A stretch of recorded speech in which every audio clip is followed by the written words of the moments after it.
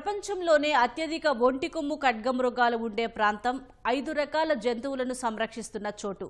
జింకలు, పాములు, భారీ ఏనుగులు, ఒక్కటేంటి సమస్త జంతురాశి ఇక్కడే ఉంటుంది. అదే కాజీరంగా నేషనల్ పార్క్. వెదురు వనాలు, నీటి కొలనులు, ఎన్నెన్నో అందాలు ఈ పార్కు సొంతం. చూసే కొద్దీ చూడాలనిపించే ప్రకృతి సోయగాలు. యునెస్కో వరల్డ్ హెరిటేజ్ సైట్గా గుర్తింపు పొందిన ఆ ప్రాంతాన్ని press information bureau PIB Hyderabad ఆధ్వర్యంలో మీడియా ప్రతినిధులు సందర్శించారు. ఆ విశేషాలు ఇప్పుడు చూద్దాం.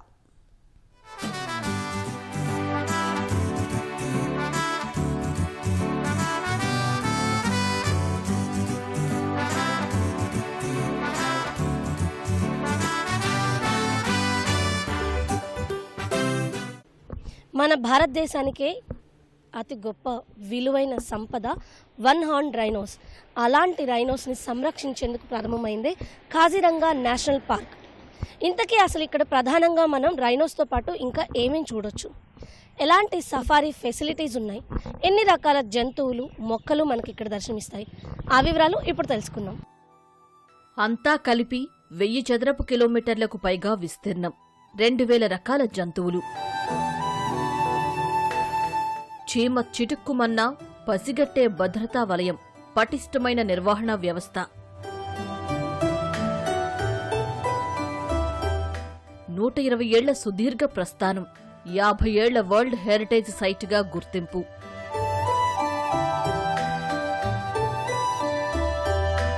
ఈశాన్య భారత రాష్ట్రమైన అసోంలోని కాజీరంగా నేషనల్ పార్క్ ఘనతే ఇదంతా.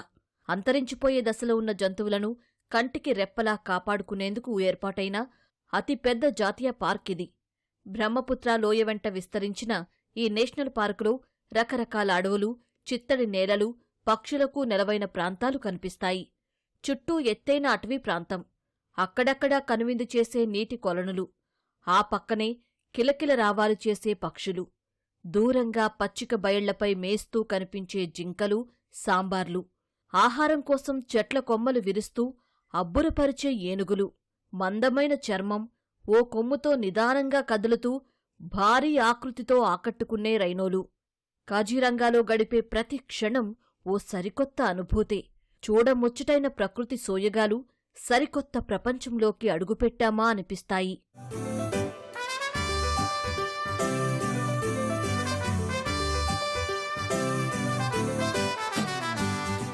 కాంక్రీట్ జంగిల్స్ మధ్య ఎదుగుతున్న చిన్నారులను అప్పుడప్పుడు పక్షులు, జంతువులను చూపేందుకు జూ పార్కులకు తీసుకెళ్తూ ఉంటాం. పార్కుల్లో బోనుల్లో ఉంచిన పులి, సింహం, ఏనుగు, ఎలుగుబంటి, జింక అంటూ పిల్లలకు చూపించి చప్పట్లు కొడుతుంటాం. అయితే ఆయా జంతువుల అసలైన జీవనశైలి చూడాలంటే జనావాసాల మధ్య ఏర్పాటు చేసిన జూ పార్కుల్లో కాదు, నడి అడవిలోనే సాధ్యం. అలాంటి అనుభూతి కాజీరంగా నేషనల్ పార్కుతో సాధ్యమవుతుంది. ఈ పార్క్ అసలు విస్తీర్ణం సుమారు 1000 చదరపు కిలోమీటర్లు పైనే. కాని అందులో 430 చదరపు కిలోమీటర్లు మాత్రం అత్యంత కీలకమైనది. బఫర్ సహా ఎక్స్పాన్షన్ జోన్స్ కలుపుకుంటే విస్తీర్ణం 1000 చదరపు కిలోమీటర్లకు పైగా లెక్క తేలుతుంది. అంటే ఏ స్థాయిలో ఇక్కడ జంతు వైవిధ్యం కనబడుతుందో అర్థం చేసుకోవచ్చు.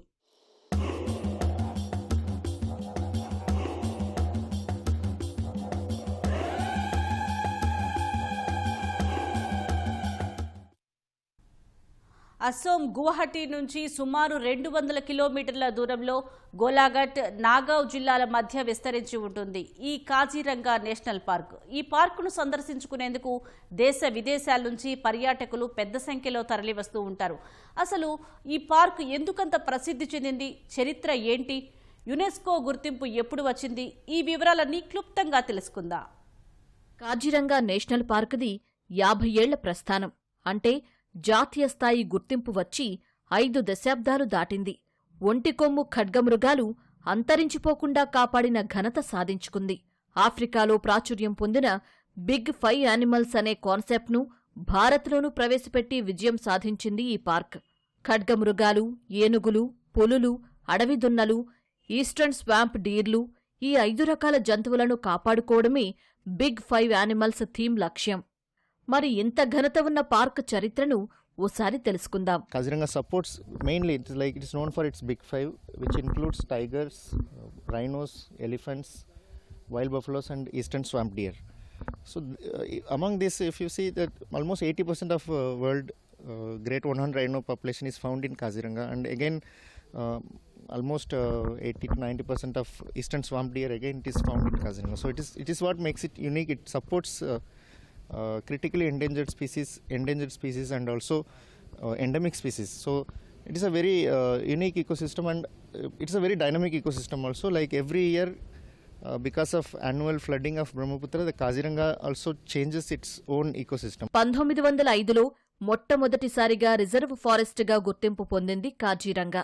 అదే ఏడాది ఒంటికొమ్ము ఖడ్గమృగాలు అంతరించిపోతున్నాయని గుర్తించారు అప్పటి భారత వైస్రాయ్ సతీమణి లేడీ కుర్జోన్. అప్పుడే ప్రపోజ్డ్ రిజర్వ్ ఫారెస్ట్గా డిక్లేర్ చేశారు. ఆ సమయానికి ఒంటికొమ్ము ఖడ్గమృగాల సంఖ్య 300 మాత్రమే ఉన్నాయని అంచనా.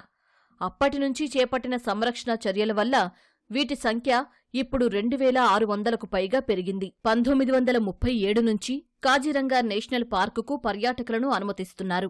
అయితే ఇక్కడ జంతువుల పర్యవేక్షణకు తీసుకుంటున్న చర్యల వల్ల కాజీరంగా ఎన్నో మైలురాళ్లు దాటుకుని వచ్చింది. 1950లో కాజీరంగాని వైల్డ్ లైఫ్ శాంచురీగా గుర్తించారు. 1974లో మొట్టమొదటిసారి నేషనల్ పార్కుగా గుర్తింపు పొందింది.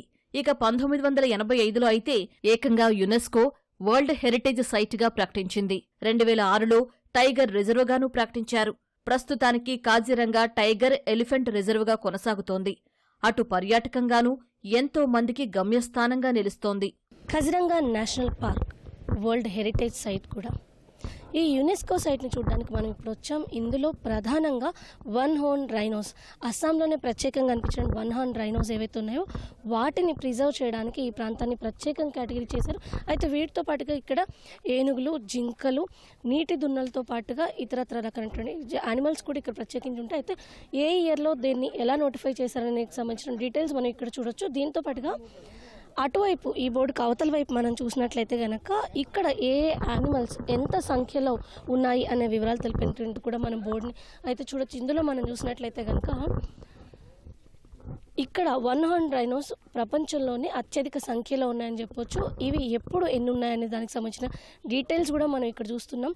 అయితే 2022లో దీన్ని కౌంట్ చేసినప్పుడు 2613 ఒంటి కొమ్ము రైనోస్ ఇక్కడ కనిపించింది. అయితే ఇక్కడ మనం చూసినట్లయితే కనుక సాధారణంగా మొదట్లో దీన్ని స్టార్ట్ చేసినప్పుడు కేవలం 200 వరకు మాత్రమే రైనోస్ ఉన్నాయని తెలుస్తుంది. అప్పుడు ఎక్స్టెన్షన్ స్టేజ్ కంటే ఆ జాతి అంతరించిపోతుందేమో అన్న భయంతో ప్రత్యేకంగా దీన్ని ఏర్పాటు చేశారు. ఆ తర్వాత రైనోల సంఖ్య 200 నుంచి దాదాపుగా 2600కు పెరిగింది 2022 నాటికే. ఇక వీటి సంఖ్యను కూడా ప్రతి 4 ఏళ్లకు ఒకసారి కౌంట్ చేస్తూ వస్తున్నట్టు తెలుస్తుంది.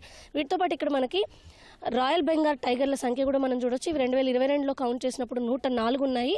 వీటితో పాటు ఏషియాటిక్ వైల్డ్ బఫెలో 2022లో 2565 ఉన్నాయి. ఇక ఏషియాటిక్ ఎలిఫెంట్ల సంఖ్య 2024లో అంటే వెరీ రీసెంట్గా కౌంట్ చేసినప్పుడు 1200 వరకు కూడా ఉన్నాయి. ఇక ఈస్టర్న్ స్వాంప్ డీర్ విషయానికి వచ్చినట్లయితే కనుక ఇది కూడా 2022లోనే కౌంట్ చేయడం జరిగింది. 1129 మాత్రం ఉన్నాయి. అయితే ఈ వీటితో పాటుగా ఇక్కడ బర్డ్స్ కూడా అనేక దేశాల నుంచి ఇక్కడికి వలస వచ్చేటువంటి పక్షులు కూడా ప్రత్యేకంగా కనిపిస్తూ ఉంటాయి. ప్లాంట్ స్పీషీస్ కనిపిస్తూ ఉంటాయి. ఇక్కడ 550 రకాల మొక్కలు కనిపిస్తూ ఉంటాయని చెప్పి కూడా ఇక్కడ ప్రత్యేకంగా మెన్షన్ చేయడం జరుగుతుంది.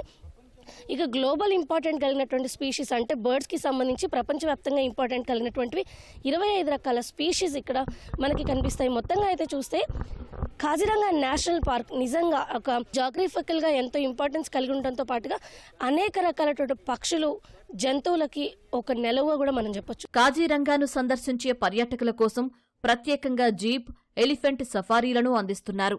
ఉదయం 5:30 నుండి 7:30 వరకు దాదాపు 2 గంటల పాటు ఎలిఫెంట్ సఫారీ సౌకర్యం ఉంటుంది. ఉదయం 7:30 నుంచి మధ్యాహ్నం 3 గంటల వరకు జీప్ సఫారీ అందుబాటులో ఉంటుంది. ప్రధాని మోదీ కూడా కాజీరంగాను సందర్శించారు. ఎలిఫెంట్ సఫారీ చేస్తూ జంతువుల ఫోటోలు తీసిన మోదీ ఆ అనుభూతులను ప్రజలతోనూ పంచుకున్నారు.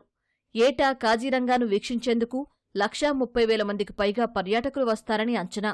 వీరిలో 8,000 మందికి పైగా విదేశీయులుంటారు. సఫారీకి వెళ్లిన సమయంలో అధికారుల ఆదేశాలు తప్పక పాటించాల్సి ఉంటుంది. 10 ఏళ్లలో కాజీరంగాలో జంతువుల దాడిలో 19 మంది ప్రాణాలు కోల్పోయారు. అందుకే ఎట్టి పరిస్థితుల్లోనూ జంతువులకు ఆహారం ఇవ్వటం, జీప్ నుంచి కిందకు దిగటం లాంటివి చేయవద్దంటారు అధికారులు.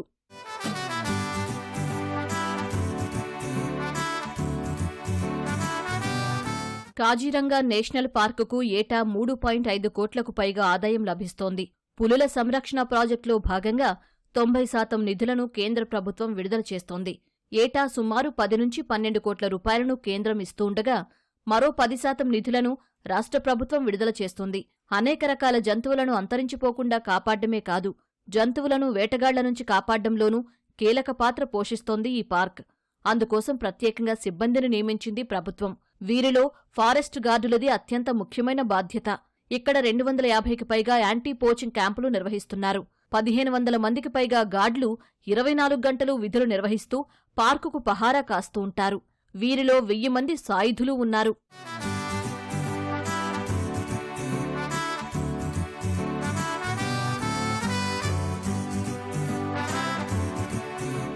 రెండేళ్లకొకసారి కాజీరంగాలోని జంతువులను లెక్కిస్తూ ఉంటారు. ఏనుగులు, జింకలు, పులులు, పాములు, ఖడ్గమృగాలతో పాటు దేశ విదేశాల నుంచి వచ్చే వలస పక్షులను గణిస్తారు. ముఖ్యంగా ఈ వలస పక్షుల సంఖ్యను ఎప్పటికప్పుడు లెక్కించి ఈ వివరాలను విదేశాలతోనూ పంచుకుంటున్నారు ఇక్కడి అధికారులు. తద్వారా వాటిని సంరక్షించుకునేందుకు పరోక్షంగా సాయపడుతున్నారు. దేశంలోనే ఎక్కువ మంది పర్యాటకులు సందర్శించిన ప్రాంతంగా ప్రాచుర్యం పొందింది ఈ కాజీరంగా నేషనల్ పార్క్. ఏటా అక్టోబర్ నుంచి మే మధ్య వరకు ఈ పార్కు తెరుచుకుని ఉంటుంది. అయితే జనవరి, ఫిబ్రవరి, మార్చి నెలల్లో పర్యటించేందుకు చాలా అనువుగా ఉంటుందని చెబుతున్నారు అధికారులు. The best time to visit Kaziranga would be, I would say, in the month of February, March. But Kaziranga is open from mostly mid of October till mid of May. So you can visit at any time, but the best time to visit will be February, March. Every year there is monsoon and there are floods which enters the park. So during that period we have to ensure that there is no all the animals as well as the tourists, everyone is safe. So that's why we close those particular monsoon period. So once the monsoon is over, once the flooding is over, so Kaziranga again opens for the tourists. Like by mid of October again it opens for tourists.